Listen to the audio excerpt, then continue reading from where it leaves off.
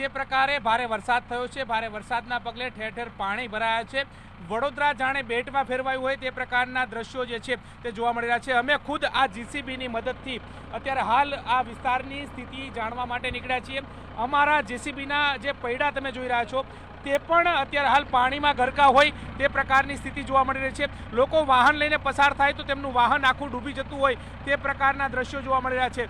એની પાછળ એક્ઝેક્ટ શાળા છે, શાળાની અંદર પણ પાણી ભરાઈ ચૂક્યા છે। લોકો નાના ભૂલકાઓને લઈને પસાર થઈ રહ્યા છે। તેમની સ્થિતિ તમે જોઈ રહ્યા છો કે કેવી થઈ છે। તેમની જોડે નાના બાળકો પણ છે અને તે બાળકો પણ ડૂબી જતા હોય તે પ્રકારના દ્રશ્યો જે છે તે આ વિસ્તારની અંદર જોવા મળી રહ્યા છે। મકરપુરા વિસ્તારના દ્રશ્યો છે। જે સરકારી છાત્રાલય આવેલી છે તેમાં પણ પાણી ભરાઈ ચૂક્યા છે તે પ્રકારના દ્રશ્યો જોવા મળી રહ્યા છે।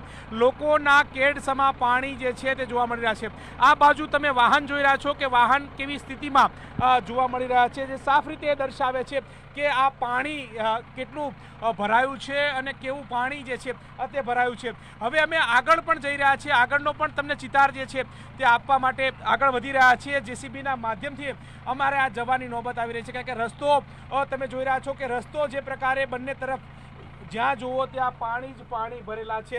નીકળી ના શકાય, ત્યાંથી ચાલી ના શકાય તે પ્રકારની સ્થિતિ જોવા મળી રહી છે।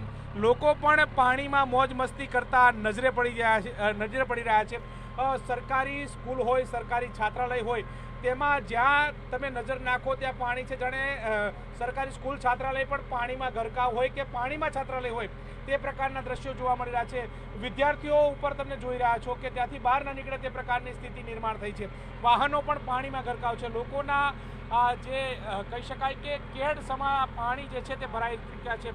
સાથે સાથે પાણીની આવક જે છે તે અવિરત તમે જોઈ રહ્યા છો। હું મારા કેમેરામેન પંકજને કહીશ કે મારી જમણી બાજુથી જે પાણી આવી રહ્યું છે પાણીના દ્રશ્યો બતાવે કે કેવી રીતે પાણીનો પ્રવાહ જે છે તે જોવા મળી રહ્યું છે। જાણે કાર જે છે તે પાણીમાં ગરકાવ હોય તે પ્રકારના સ્થિતિ જે છે તે જોવા મળી રહી છે। આ તમામ કારો જાણે પાણીમાં ડૂબતી હોય તે પ્રકારના દ્રશ્યો જે છે તે વડોદરાના મકરપુરા વિસ્તારની અંદર જોવા મળી રહ્યા છે।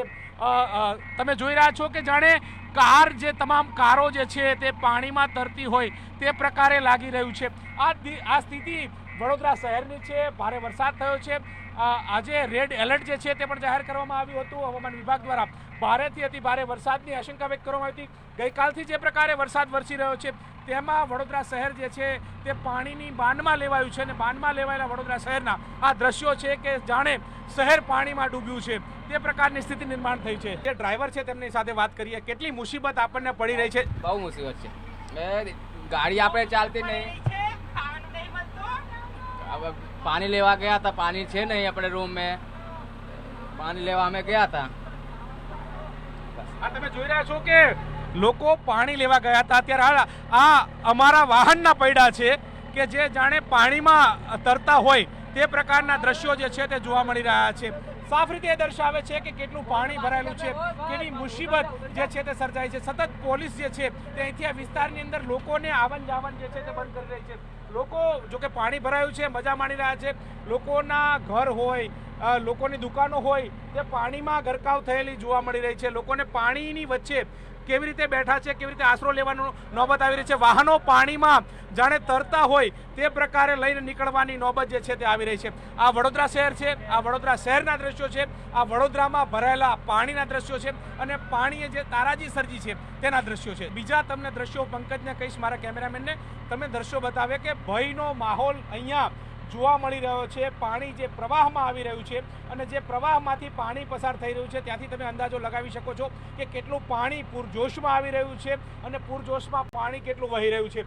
જો આ પાણીના જોશમાં તમે આવી જાઓ તો તમે પણ તણાઈ જાઓ તે પ્રકારની સ્થિતિ નિર્માણ થઈ છે। આ વડોદરા શહેરની તરસાણનો વિસ્તાર છે, મકરપુરાનો વિસ્તાર છે કે જ્યાં સતત પાણી જે છે જાણે નદીનો વહેણ નીકળતું હોય તે પ્રકારે શહેરમાંથી આ પાણીનું વહેણ જે છે તે નીકળી રહ્યું છે અને પાણીના વહેણ વચ્ચે લોકો ને જવા આવવાની પણ નોબત આવી છે। રસ્તો સતત બંધ કરી દેવામાં આવ્યો છે। અહીંથી નીકળવું હોય તો પણ મુશ્કેલીનો સામનો કરવો પડે તે પ્રકારની સ્થિતિ છે।